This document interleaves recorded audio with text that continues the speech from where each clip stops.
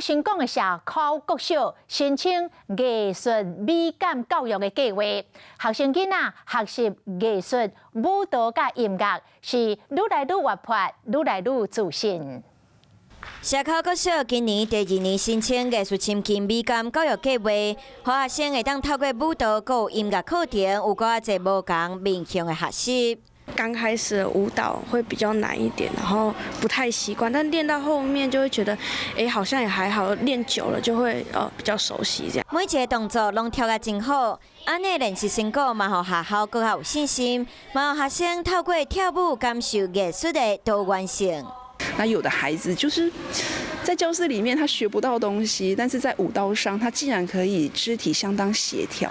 所以他的自信度有了之后，他回到教室反而可以走路有风。透过课程，互学生伫舞台展现自信，班级嘛更较有向心力，互因会当有更侪无同款的学习。